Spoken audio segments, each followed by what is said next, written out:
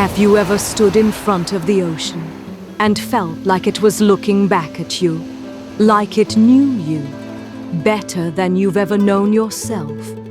Because the sea does not care about your name, or your mistakes, or your resume, or the weight of the city you came from.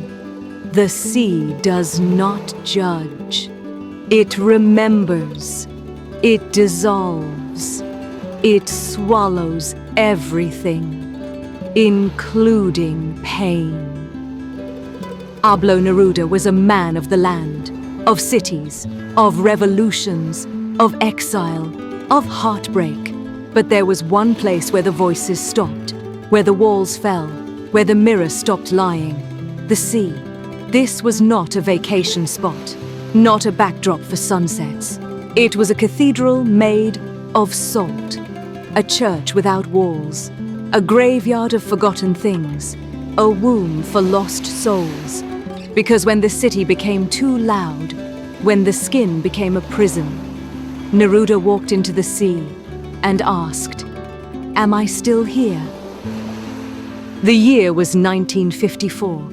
Neruda was no longer the young boy of Poem 20, no longer the man suffocating in walking around, no longer the exile of "If you forget me."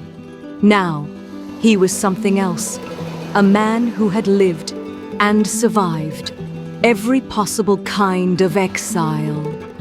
Political exile, emotional exile, existential exile. And yet, there was one place that never exiled him, the sea. By then, Neruda had moved to Isla Negra, a house not chosen for comfort, but for its proximity to what he called the only voice that tells the truth without words. The sea became his temple, his confessional, his therapist, his mirror. Because here's the truth. Neruda knew better than anyone. The city will forget you. The world will forget you. People will forget you.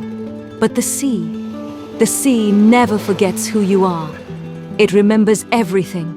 Every love you tried to erase. Every version of yourself you buried. Every exile you survived.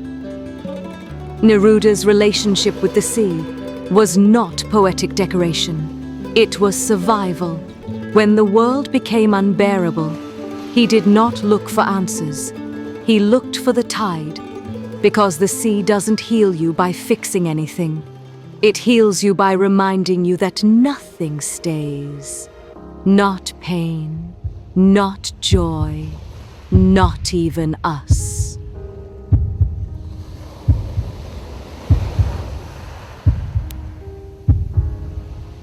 I need the sea because it teaches me. I don't know if I learn music or awareness, if it's a single wave or its vast existence, or only its harsh voice or its shining suggestion of fishes and ships. The fact is that until I fall asleep, in some magnetic way, I move in the university of the waves. It's not simply the shells crunched as if some shivering planet were giving signs of its gradual death. No, I reconstruct the day out of a fragment, the stalactite from a sliver of salt, and the great god out of a spoonful. What it taught me before I keep. Its air, ceaseless wind, water and sand.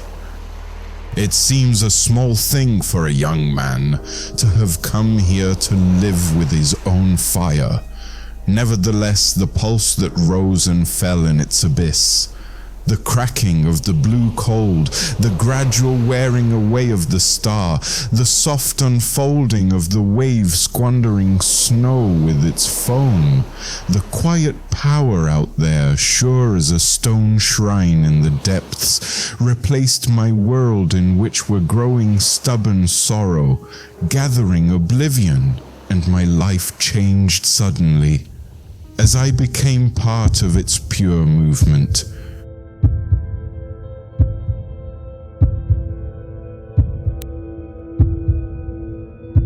This isn't a poem about water.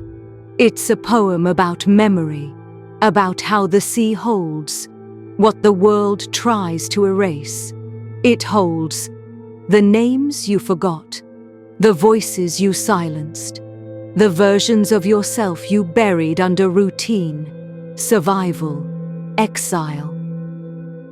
Because the city will turn you into a stranger to yourself, but the sea reminds you that before you had a job, before you had a name, before the heartbreak, before the exile, before the noise, you were just this, a body made of salt, a creature made of water, a fragment of the tide.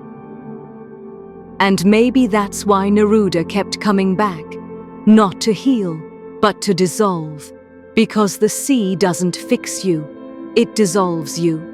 And what remains is the part of you that cannot drown. So ask yourself now, when was the last time you let the sea remember you?